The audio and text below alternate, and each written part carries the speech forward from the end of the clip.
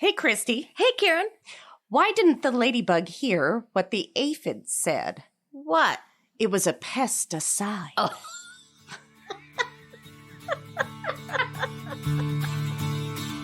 Hi, I'm Christy, a backyard gardener from Colorado. These days, gardening has gotten very popular, and my friends and I have noticed more and more people picking our brains for tips and troubleshooting about gardening. We're not experts. We just learned a lot about gardening from the mistakes we made along the way. So welcome to Upside Down Tulips, a fun podcast that celebrates gardening gone wrong. Upside Down Tulips.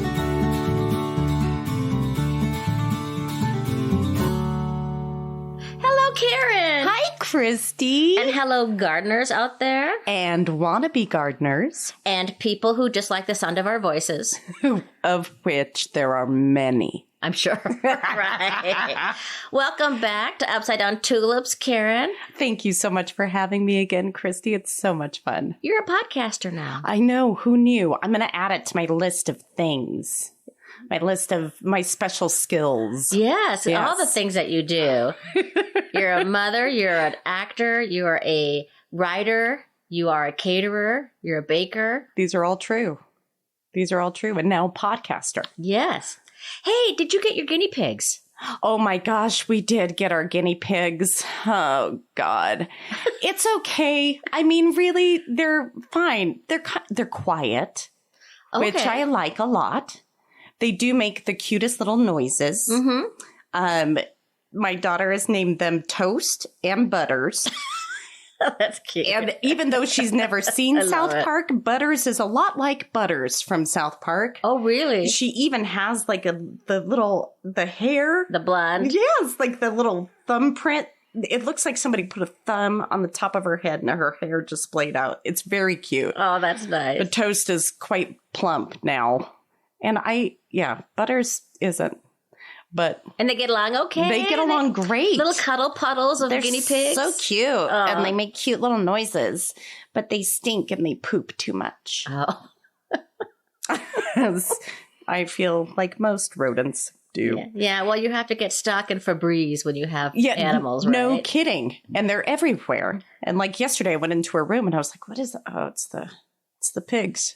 You know what we should do, Karen, and because we're good friends, is that we should make a pact, okay? Yes, please. That whenever we go into each other's house, yes, if we smell animals, yes, we have to tell the other person. I love that. Okay. Because it's something that people, I think, have a lot of fear around. I do. Yeah, telling you get somebody nose else. blind. Completely. You have no idea what your house smells like. You're absolutely right. Yeah, I've got 2 cats. And It's a true sign of friendship when you can say, listen, your house. Yeah, you have spinach in your teeth, and your house smells like animals. Exactly. Exactly. That's a good friend. That's a deal. Well, let's celebrate a new member of our garden party, Karen. Yay! This is somebody who throws us a couple bucks a month to help support Upside Down Tulips. So thank you very much to Linda B. from Denver. Thank you, Linda B. And she's been entered into a drawing for a free t-shirt. Ooh, I don't even have a t-shirt yet. Uh-oh. How fabulous. We'll fix that. I need to enter the drawing myself. And friends, if you want to become a member of the garden party, you also can be entered into a drawing for a free t-shirt. And depending upon what level you are, you can get some other things from our garden like seeds, or we have a coffee mug, or other types of gifts for you. I love it. I highly recommend it. The coffee mug is my favorite bit of merch. I have one here right now. Yes, you do. I'm going to sip from it.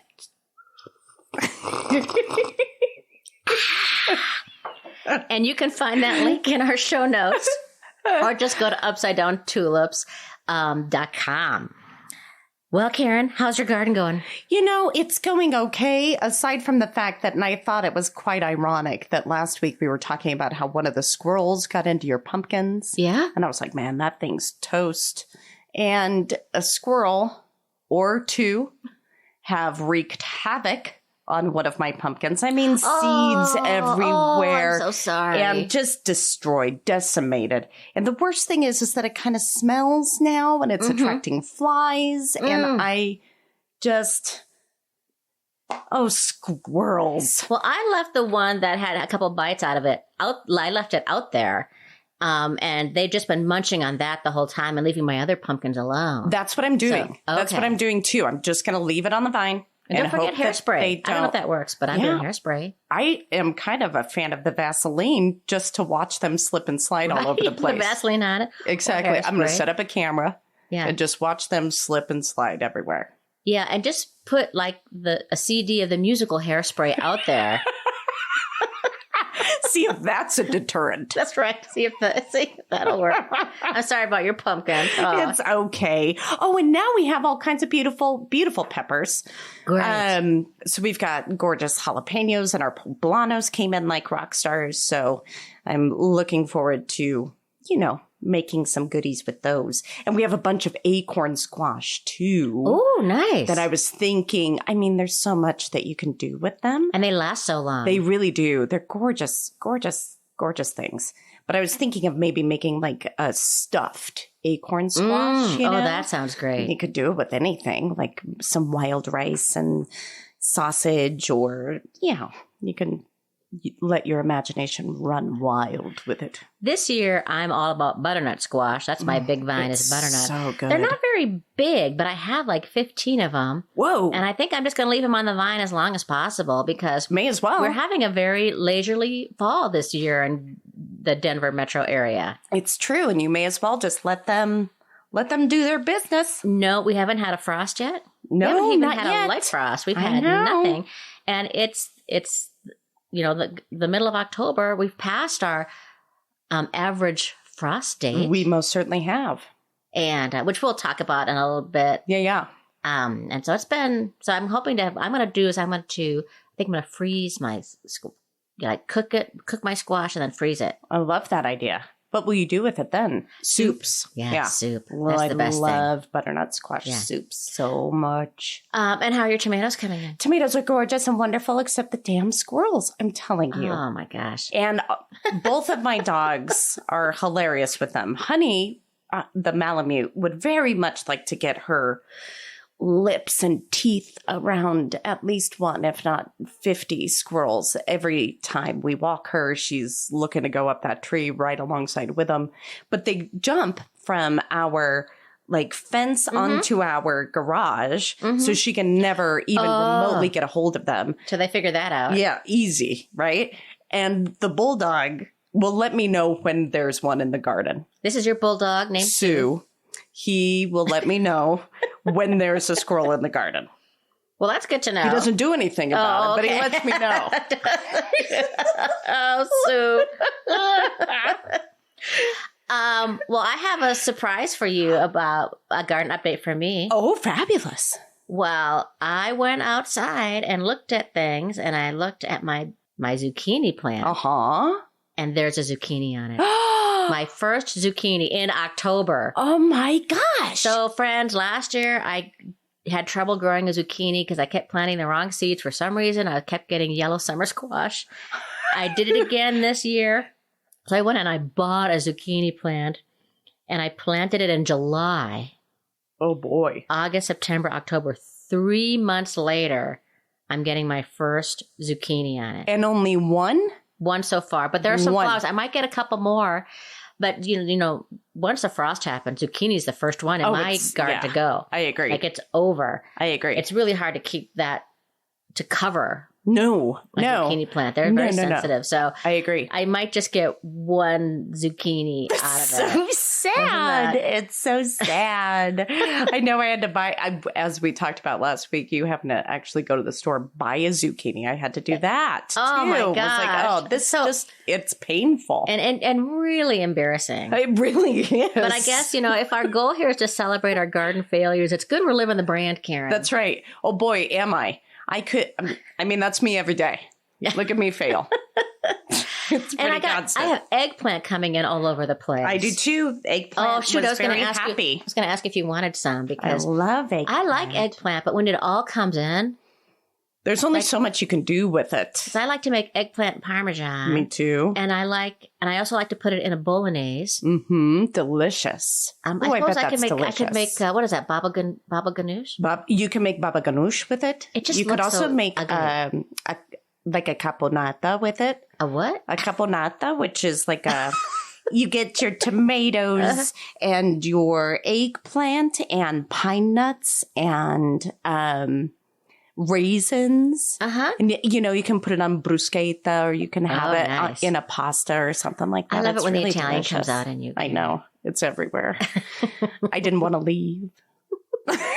It lingers. Friends, Karen was just in Italy, for the 5th time this year? Oh my God. I wish it was the 5th time this year. No, we like to go every 5 years. And every time I go, I'm not clear on why I come back, except for the fact that I don't really understand their political system at all. But that said, I don't really understand our political system at all. So, what's stopping me from just... There is sort of that sort of like dream when you see these things on the news where like, here's this town that will pay you in Italy to move there. Right. And I bet it's not as spectacular. You probably have a big money pit of a house you got to clean up. And I would imagine a basement full of fish guts or something. Something's wrong there. And they should disclose that. They really should. That's not good real estate business. It's really not. Talk about needing a lifetime supply of Febreze. Nice callback, Karen. Thanks. Very good. Well, we're talking about things in the garden that start with the letter A. Yes. In other words, like Sesame Street. We're brought to you by the letter A today. And if I was the count, it would be A. Yes. Although he only did numbers, so that doesn't count. It reminds me of our upside down dictionary. Yes. So we always say, friends, if there are words or terms you don't understand, you can go to our website and look up the humorous and informative upside down dictionary. We've got some things with the letter A in there. We're going to expand on some of the favorite things. In fact, one of the things with the letter A, Karen, is I'm going to talk about my favorite plant that starts with the letter A. Ooh, I can't wait to hear what that is. But before that, let's have a pod play. Love it. And we're talking about squirrels. Oh boy, are we ever. And friends, if you remember, Karen stars as the squirrel in our pod plays about squirrels. I do. We're bringing back another of our favorite pod plays about the squirrel. And later on, we have a brand new pod play featuring Karen Slack as the squirrel. Did I explain that well? I was all kind of all over the place. But, no, I think you did a great job. Okay, great.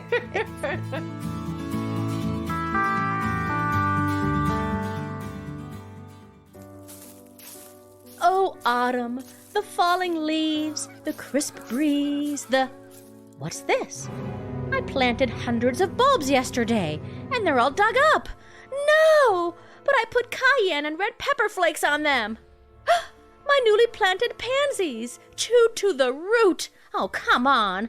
Was it that same awful squirrel who ate my tomatoes? Oh, do you feel that chill? Winter's coming. Oh, look how bushy my tail is. It's gonna be a long one. Hope I have enough food stored away. Wait a minute. What's this? It's bulbs. She planted bulbs. And look here, bulblets. Tiny little tender bulbs as an appetizer. And a muse bouche. How sweet of her. She must have forgiven me for eating the tomatoes. What a nice woman. Oh, wait. Oh, no, she didn't. They're spicy hot. How did she know Mexican food is my favorite? Delicious and so satisfying. I'm going to dig all of them up and hide them under my tree. Oh, and look here.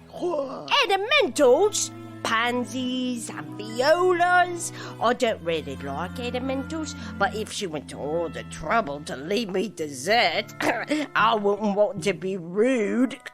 Like me mum always said, finish your plate. Looky, it's like a buffet out here.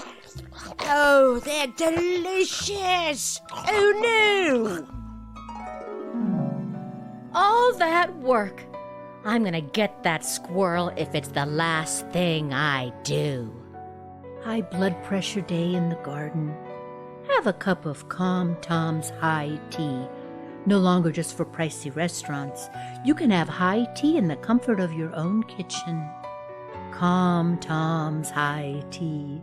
Organic tea leaves, rose hips, our love, and a little something extra goes into every tea bag. Have a cuppa. You'll feel better. So we're talking a potpourri of things that start with the letter A. Yes. Or as my friends in northern Minnesota would say, a potpourri of Do things. they really say potpourri? Letter A. Oh my goodness gracious, those Minnesotans. They're so funny. And we're going to start with one of the bugs we love to hate. Oh, the damn aphids. Yeah. Aw. Aphids.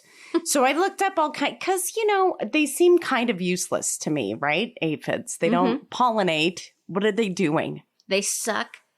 They suck. They suck. They literally suck. Yes. They suck juice out of your plants. Exactly. They're like leeches. They're like leeches in your garden. They're disgusting little things. But I did learn some interesting little tidbits. Aphids poop sugar. They do, really. And it's called honeydew. Oh, yes. Or as I like to call it, honey-doo-doo. Yeah. And then there are these... Somebody in northern Minnesota is laughing right now. I'm certain of it. There are also these sugar-loving ants that adopt, or I would say kidnap, these aphids and take them. Kidnap them and take them from plant to plant. They milk them for their honey-doo-doo. With that little gesture that you're doing right now, Karen. I think Karen's that's making exactly... a teeny tiny little... It's exactly how they do it. Like a Ben Stiller gesture right now. It is totally with the kitty cat. It is totally what they do. And they even take the aphids then to go hibernate with them. And the ants offer them protection. Oh, so it's like a symbiotic relationship. It kind of, I think, sounds like insect trafficking, right? If you ask me. The aphids may have Stockholm syndrome. I believe they probably would, yeah, okay, right? Gotcha. Like you would start to identify with the ants. Of course, they think they are an ant after a while. Those poor aphids. You know what? I'm all for it, though. Those sugar ants can have as many of those as they want. Aphids are also kickboxers. They are. They use their back legs to attack their predators. And their predators, everything's a predator of the aphid. The ladybugs, lacewings. Yeah, ladybugs love them. They're like ice cream to them. Exactly. And those, have you heard of the minute pirate bugs? No. Yeah, those are big time predators. And I can only imagine what pirates do to them. If we've got the sugar-loving ants that are kidnapping them and trafficking them for their honey-doo-doo. They blindfold them and put them on little planks. Little tiny planks. Send them over the plant. That's right. That's right. I bet they probably do. There are big-eyed bugs that also go after aphids. They're just called big-eyed bugs. And there are damsel bugs that go after aphids, which doesn't sound like they would put up much of a fight. Right. Right? Like, because they're always in distress. They're in distress. They can't.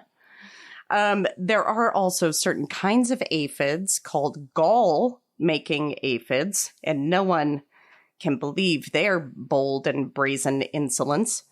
But these aphids produce these female soldier nymphs with burly legs that they use to detain and squeeze intruders. Oh, my gosh. And I'm pretty sure that this is now on that, like UFC champion Like, I'm pretty sure they're like, this is the soldier nymph move. It's just like burly legs squeezing somebody.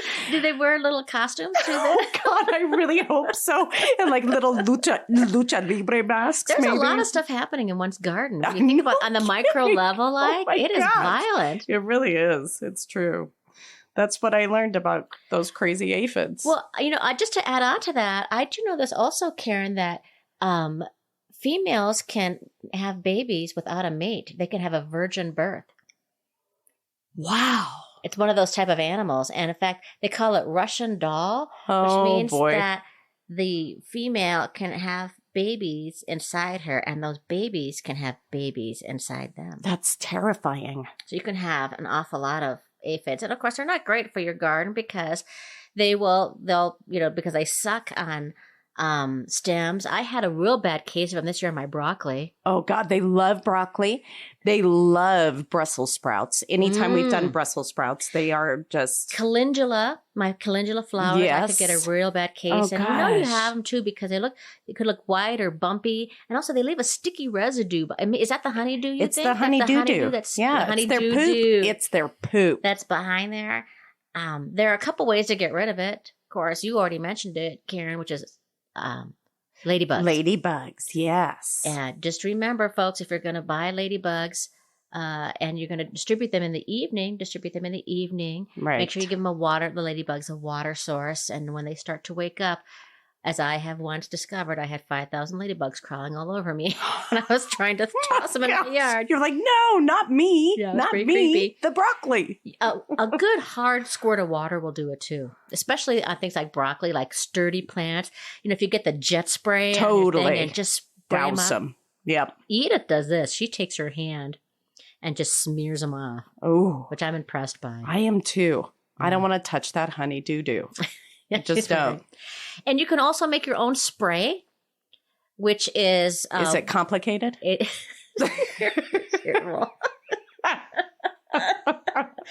To some people, it might be. Okay. It is soapy water. Oh, good. That's not complicated. That's good. We encourage you to use a soap that is a clean soap, Yes. like a Castile soap. Yes. Mix 1 1/2 teaspoons of a mild liquid soap with 1 quart of water, and put that in your Fabulous. sprayer. How fabulous. And sometimes people also can put vegetable oil in that too. Huh. Does the vegetable oil have any sort of residue or anything that it would leave on the plants I think you're thereafter? okay. Yeah, I've made some sprays before out of vegetable oil too. Really? And it Yeah. doesn't affect the plant Yeah. at all. It's fine. I love it. Interesting. And then you can also buy a neem oil Yes. at the store. Right. Yeah. So you can always do that. Great. So Great. more than ever we wanted to know about aphids, I am sure, but still, that's really helpful, Karen. Well, That's really... Here's another A word, and it's one of your least favorite A words, Karen. It's the impermanent annual, isn't it? Yes, that's Oh, right. Gosh. Annual. There are 2 types of plants, friends, when it comes to vegetables and flowers. You have annuals and perennials. An annual refers to a plant that's usually grown outdoors in the spring and summer and survives for just one growing season. So it germinates, it flowers, and it dies, and you will not see that plant again. Ever again. That And breaks it your doesn't heart. it doesn't Aw. even really say goodbye. Yeah. It's just over. And when it's over, Oh. and if you don't take any pictures of what you planted and you can't even get it back, and then even if you try to get it back the next year, Yeah. you don't actually get the same snapdragons that you had the year before. And then those snapdragons are just gone They're forever. different. They're different. Yeah. Well, Non-committal. yeah. We'll work on your commitment issues in another episode, Karen. It's a whole nother podcast. I know. But, to speak in favor of annual plants, and this is usually most vegetable plants. It's also like petunia, zinnia, marigolds, snapdragons, as you said. I like to put them and mix them in with my perennials, the plants that come back every year. Because when the perennials usually have a short growing season, True. and then the annual will bloom all summer long. It's very true. So you can stick For example, in front of my iris, which will have a blooming season of maybe 3-4 weeks if you're lucky. Right. I'll plant marigolds in front of that. So they'll hide the iris as they're dying back, and then I have something pretty in July. I love that idea. I love the August. idea of mixing them in with each other. We do definitely have marigolds in our garden, mixed in with our vegetables and all that good stuff. Which is great because that's also a bug deterrent for That's aphids. right. Oh my gosh, we forgot to say that. I know, marigolds. They're French the best. marigolds. They're the best. Well, let's go to a brand new pod play, friends. This is Karen as the squirrel and myself as myself.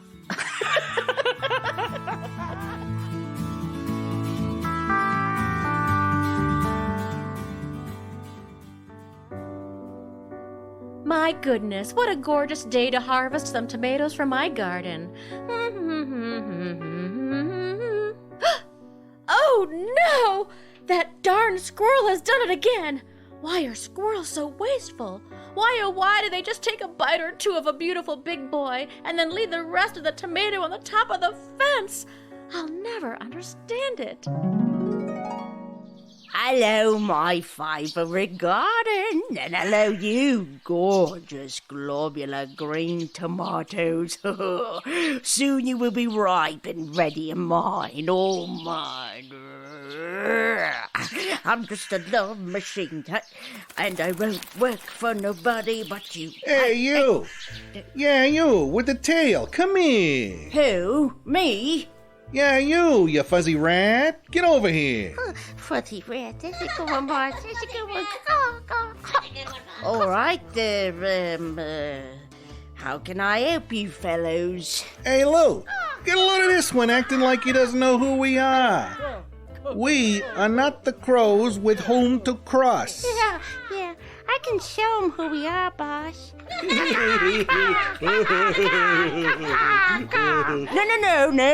need to show me anything. I'm not much of a kinesthetic learner. I'm much more of an oral learner, so just tell me, right? No need to lay hands on anyone, huh? All right, squirrel, here's the deal.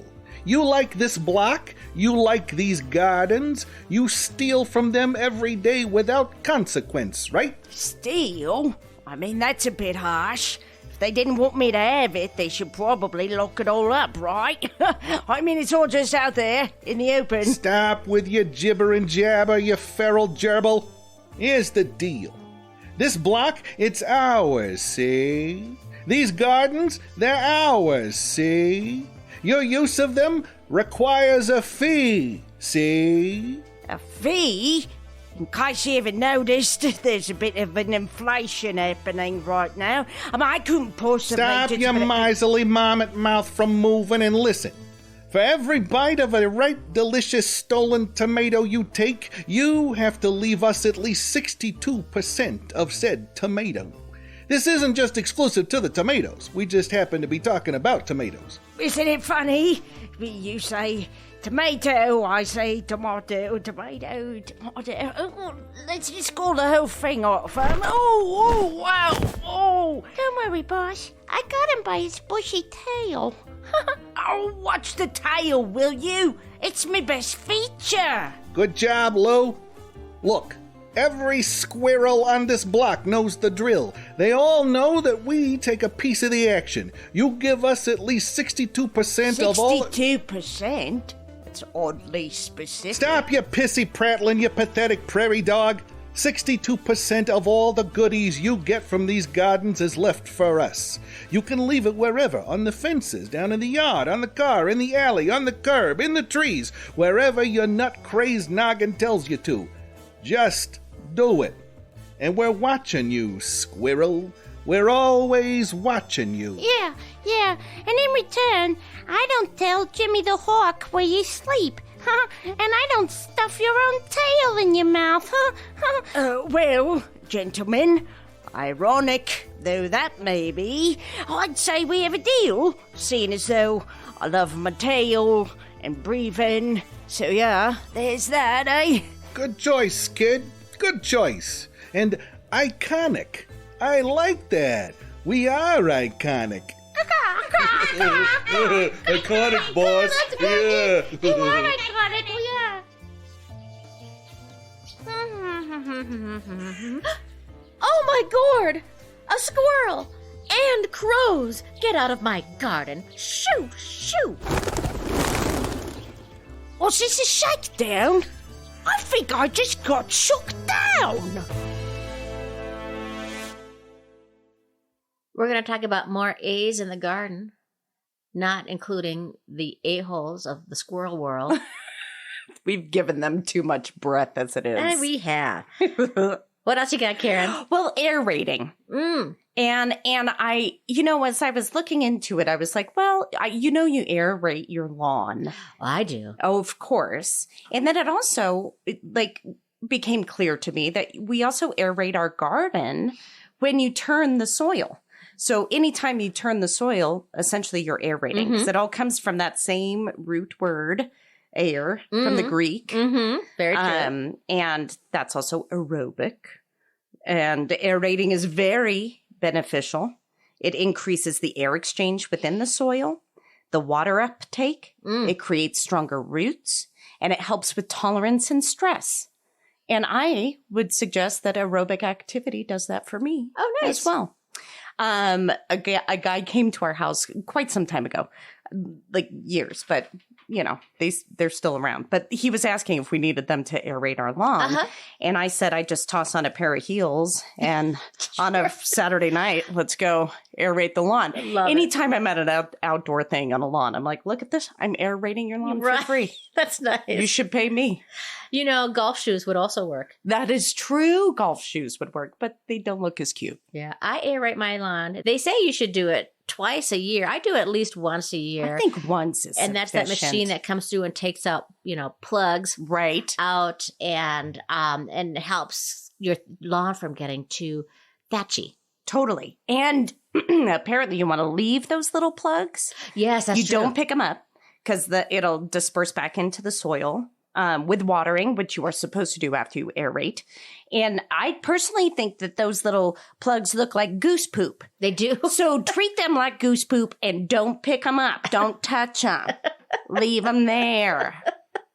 But it is a little embarrassing, though, when people come over to your house after you've just aerated and they go, oh, what is in your lawn? Oh, you must have zombie geese that come and... Of course not.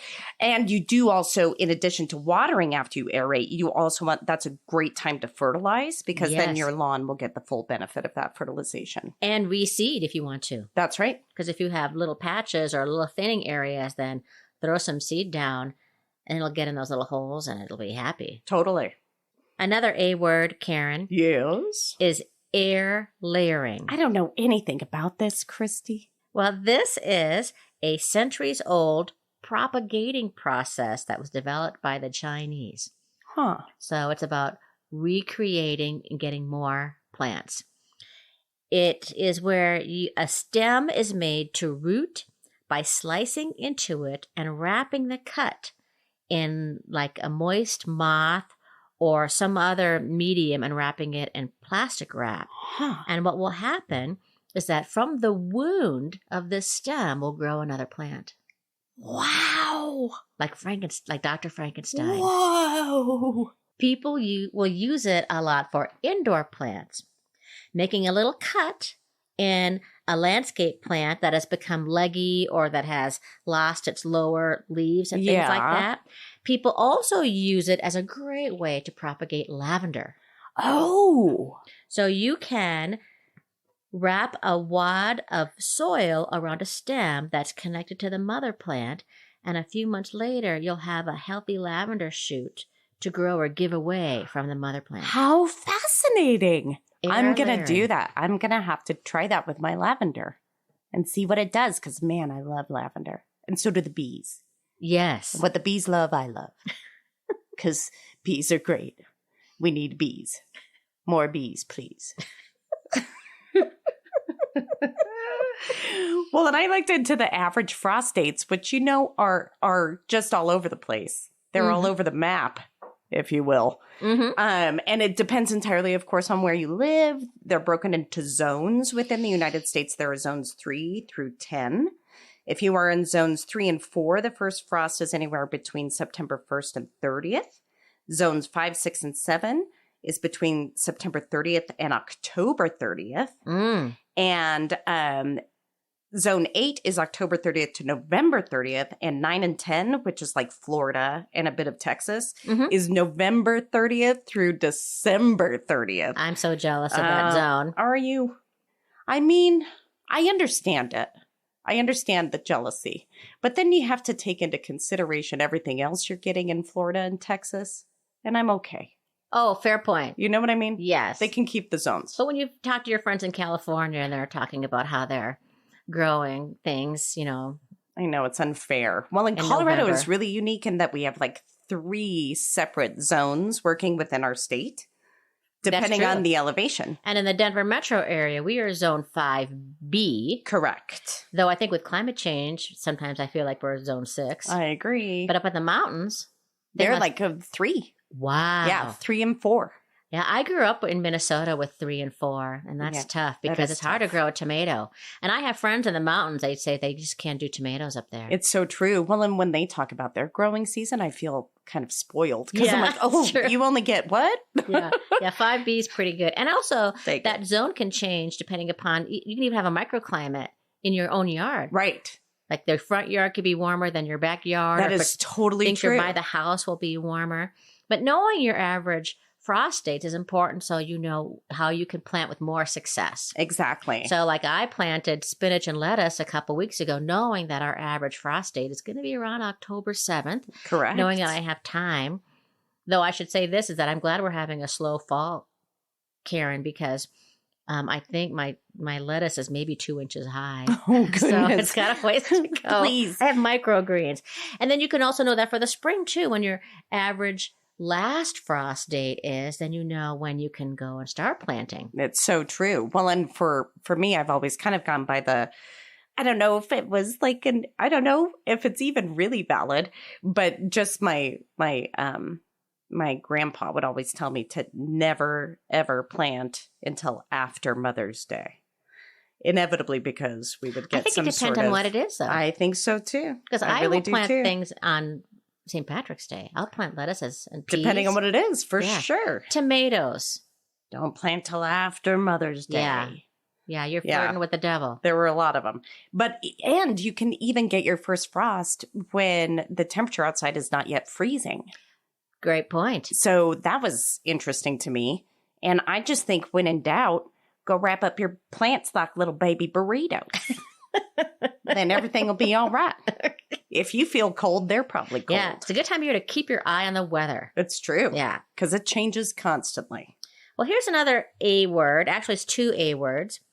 Acid soil and alkaline soil. Yes, please. A lot of people often wonder, what is that and how does it make your garden better and why should you know about it? Totally. And essentially what it means, it's either the sweetness or the sourness of your soil. Mm-hmm. Now, if you live in a high rainfall area with more tree cover, your soil is often more acid, which means a pH of less than 7. Remember this from chemistry class? I do. So generally speaking, soils in the U.S. are moderately acidic in the eastern and southeastern portions and the Pacific Northwest. So that'd be like Washington, Oregon, Northern California. Right. And so if your pH is very low, and so you have a very acidic soil, you could add lime in either ground or powdered form to boost it up a little bit more. You can also use that to dispose of bodies. That's right. I mean, just little facts. Are you watching that Dahmer documentary series? Yes. I knew that's what you were doing. Oh my God. It's so intense. Okay. We should start a gardening true crime podcast. Oh my God, I would love it so much. I would love it so much. In Colorado, in our area, the majority of our soils are on the alkaline side, which is a more sweet side, which means a pH of 7 or above. So these are people that live in more arid areas of the country. Now, if you live in the Midwest and the Great Lakes area, these tend to be more neutral. Huh. And that's what you want to garden. You want the most neutral or Neutral even soil that you can or get. slightly acidic. Huh. Because there's a kind of a mixture of factors, I think, because the Midwest has less rainfall and more tree cover. But they've also been subjected to a lot of intense farming for a number of generations, which may have increased the acidic levels a little bit. Right. So, and you can test your own soil. You can go buy a tester to find out what your soil is like. And it might differ from your front yard to your backyard.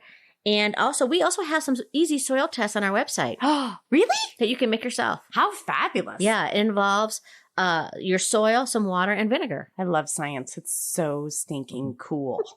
I love it. I'm going to treat it like a lab, like, when you used to do labs. I wish I would have appreciated science more when I was a kid, because I really am interested in it now. Oh, it's so fascinating. Yeah. It's such and how much you needed to stuff. garden, Yeah, my daughter came home and was like, we're doing labs in science. And I geeked out. I was like, can I come? I love labs. I love science. It's Oh so my cool. God. Your daughter would hate you so much if you She would never speak to me again. I'm sure that my mere presence and breath actually really is mortifying to her. Oh. Well, there are lots of plants, Karen, that start with the letter A. There are. There's autumn joy sedum, amaryllis, asters, African daisies. I would love to talk about my favorite plant that starts with the letter A. Please. Agastache. I'm sorry. Please don't call me that again. I'm a nice person. I take offense. No, I'm just joking. What is it? Agastache the name is derived from the Greek, and essentially it means a very large ear of grain because it's referring to its abundant flower spikes. Huh. It is a plant that's native to most of North America. And in addition to being a very beneficial garden plant, it is beautiful. It is available in a wide variety of colors. You can get it in pink and purple and blue and red and orange. It's also known as hummingbird mint. Ooh, I like that. So it is a magnet for bees, butterflies, and hummingbirds. And it has this minty fragrance that can be dried, and you can make tea out of it. How fabulous. Get this, Karen. Agastache is tolerant of heat and drought in arid climates. So it's great for Denver, Great for Colorado. Yeah.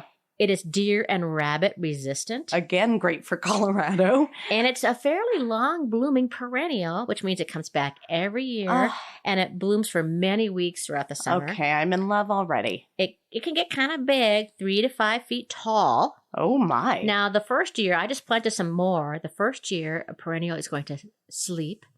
Okay. The second year, it creeps. And the third year, it leaps. Oh, wow. So mine will take a little bit to get to 3 to 5 feet, but I've had them before that have gotten quite large. And it likes full sun.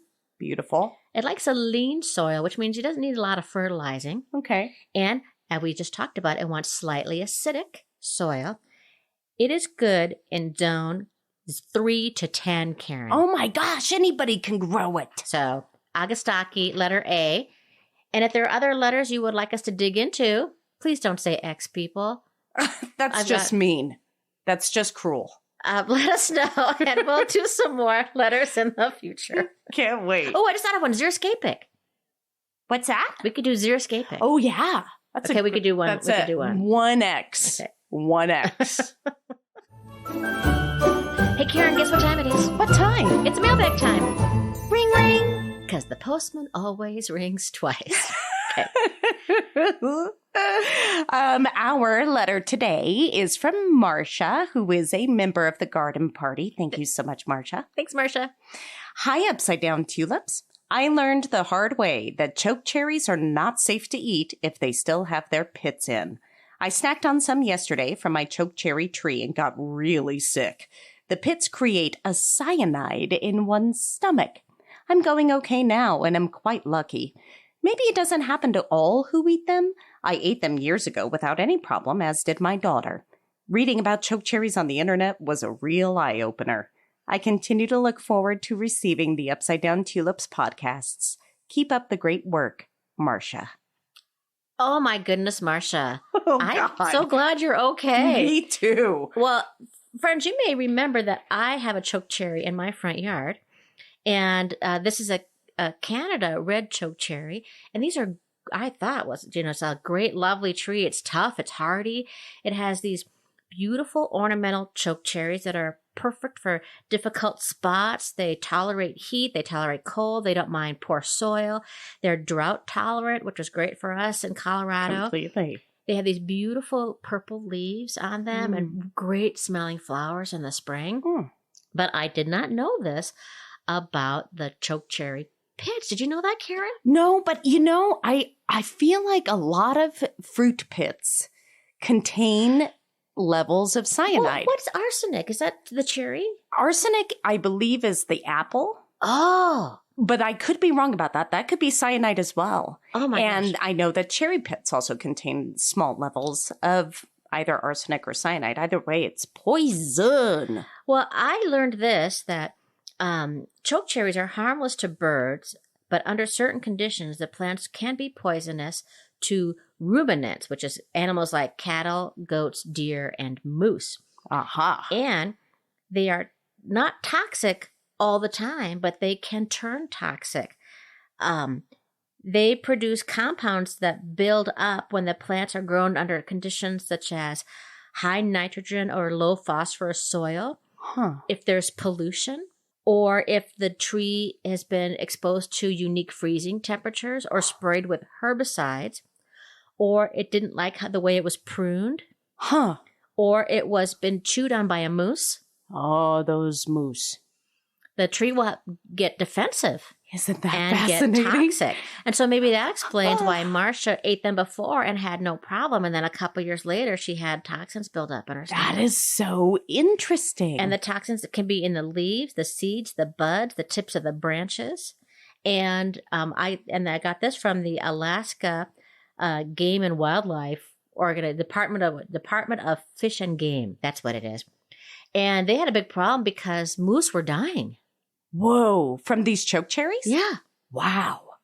I've always kind of gone by the rule of thumb that if the berries are too pretty, if the plant's too pretty, don't eat it. Because I feel like they are so beautiful and ornamental for a very specific visual reason. So that once they get eaten by said moose goes home and says, don't eat that plant, and then keels over. And then the rest of the family knows not to go eat that plant. So you will only eat ugly berries. Ugly berries. I think actually all berries are pretty beautiful. So it's a lie. Because I love blueberries and raspberries, and I think they're absolutely gorgeous. But there's something to those ornamental ones, those really little ones that I've always been very leery of. I was also interested too. This is so stupid of me, but I have this chokecherry, and this year I had this gorgeous, beautiful, big crop of chokecherries. But the birds usually get it. And then I realized I didn't get all of them this year. And I thought I should go out there and harvest them, but I didn't know you could eat the pit because they're tiny. Yeah. I didn't know the whole idea is that you just eat the whole thing. I thought, how am I going to get the pits out? You can't get those pits out of there. Do you know what you could do is mix them up with, something that squirrels would eat. You know what I mean? There we go. Would they get sick off of them? That's what I that need. might be a good idea. Oh, yes. There we go. Well, okay, friends, if you have questions or comments, celebrations in your garden, you want to tell us what is poisonous in your garden, we're always on the lookout for more ways to get rid of squirrels. Oh, my goodness, always. Please help. Will you write to us, please, at upsidedowntulips@gmail.com or at upsidedowntulips.com.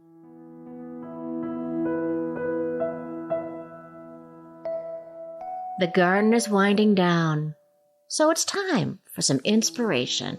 Karen, do you have some for us? I do. This inspiration comes from Thich Nhat Hanh, who passed away not too long ago. He was a Buddhist monk who was a wonderful, wonderful teacher. And I love this inspiration. When I read it, I was like, this is kind of perfect. It's a little long, so bear with me. When you plant lettuce, if it does not grow well, you don't blame the lettuce. You look for reasons it is not doing well. It may need fertilizer, or more water, or less sun. You never blame the lettuce. Yet if we have problems with our friends or family, we blame the other person. But if we know how to take care of them, they will grow well, like the lettuce. Blaming has no positive effect at all, nor does trying to persuade using reason and argument. That is my experience. No blame, no reasoning, no argument, just understanding. If you understand and you show that you understand, you can love and the situation will change. That brings tears to my eyes. It's pretty beautiful. That is beautiful. Something great to carry with us for the next couple weeks. Yes. And that, my friend, is the end of another episode of Upside Down Tulips. We are Christy Montour-Larson and Karen Slack. And if you got some laughs and some sort of value out of this week's episode, could you please do us a favor? Hit that subscribe, like, or follow button wherever you listen to your podcast. It really makes a difference. It really does. And thank you so much to Denise Gentilini for composing and performing the Upside Down Tulips theme song. If you want more, just go to denisegentilini.com or you can find that link at upsidedowntulips.com. Many thanks to the many talents and wonderfully kind heart of our friend Michael Morgan. And thank you to our excellent yet enigmatic engineer. Join us in 2 weeks for another episode that will delight and amaze you. Don't forget, Karen, if you make a mistake, your garden will forgive you. No blame. That's right. Don't blame. Just understanding. Upside down.